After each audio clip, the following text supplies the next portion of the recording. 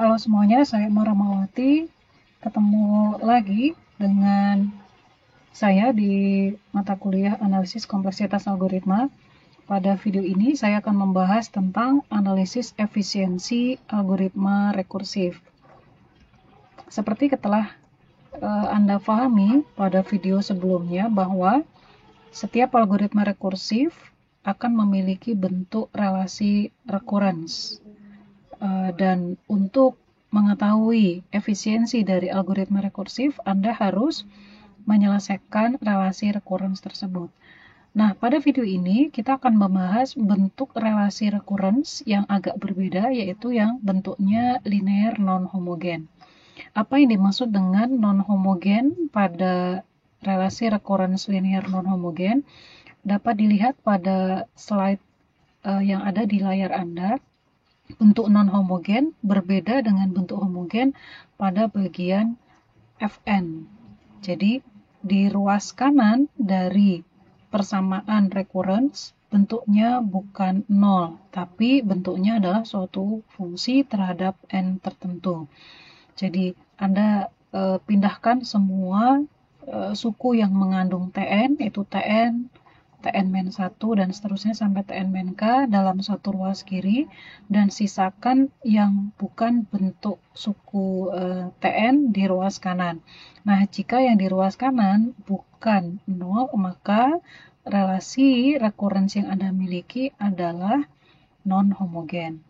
Nah, untuk mendapatkan efisiensi dari relasi recurrence tersebut, Anda harus mengubah relasi recurrence ke dalam bentuk yang ada di bagian bawah. Perhatikan, yang berbeda hanya di bagian B pangkat N kali Pn. Anda perhatikan, ruas kiri dari persamaan tetap atau tidak berubah, dan ini adalah ruas kiri ini merepresentasikan bagian homogen dari relasi recurrence, dan ruas kanan merepresentasikan bagian non-homogen dari relasi recurrence tersebut.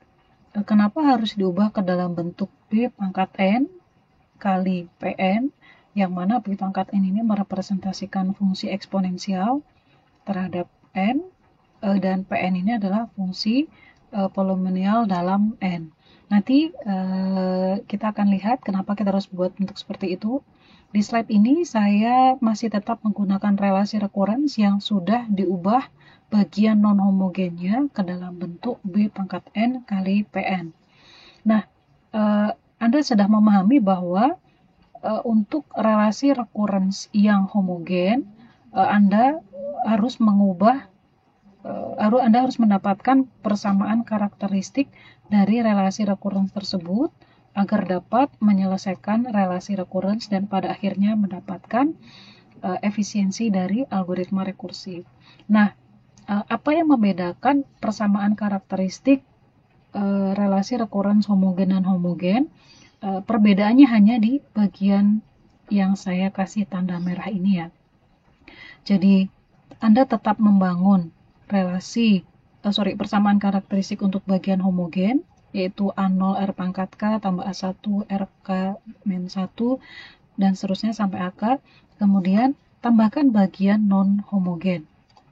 Ya, jadi terlihat bahwa kenapa ada B pangkat N, karena kita membutuhkan nilai B-nya untuk membangun R-B, dan kenapa kita membutuhkan fungsi polinomial Pn, karena kita akan menggunakan derajat, ini saya kasih garis bawah, kita akan gunakan D, yaitu derajat dari fungsi polinomial tersebut. Dan di sini menjadi pangkat dari R-B, yaitu D plus 1. Ini adalah persamaan karakteristik untuk relasi recurrence non-homogen. Jadi, Anda tinggal tambahkan satu akar lagi untuk mengadopsi bagian non-homogen dari relasi recurrence tersebut. Seperti itu ya. Baik, kita akan ambil contoh.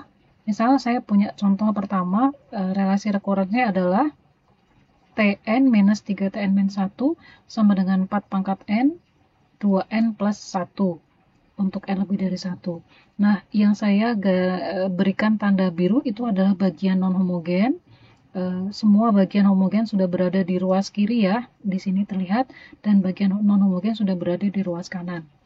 Nah, Anda perhatikan bahwa bentuk non-homogen ini sudah memenuhi bentuk B pangkat N kali Pn. B pangkat N-nya dapat terlihat dengan jelas yang diwakili oleh 4 pangkat N, sementara bentuk Pn-nya atau polynomial function-nya sudah direpresentasikan oleh 2N plus 1. Nah, seperti apa persamaan karakteristik untuk relasi recurrence ini? Dapat dilihat bahwa kita harus mencari satu persatu nilai akar untuk tiap komponen. Untuk komponen homogen dapat terlihat dengan jelas yaitu R-3. Di sini ada konstanta minus 3 ya. Itu sama dengan 0. Dan untuk bagian non-homogen Anda bisa melihat dengan jelas B-nya adalah 4 dan D-nya adalah 1. D adalah derajat dari polinomial yaitu derajat N di sini. Maka kita akan punya akar untuk bagian non-homogen adalah R-4 pangkat 1 plus 1 sama dengan 0.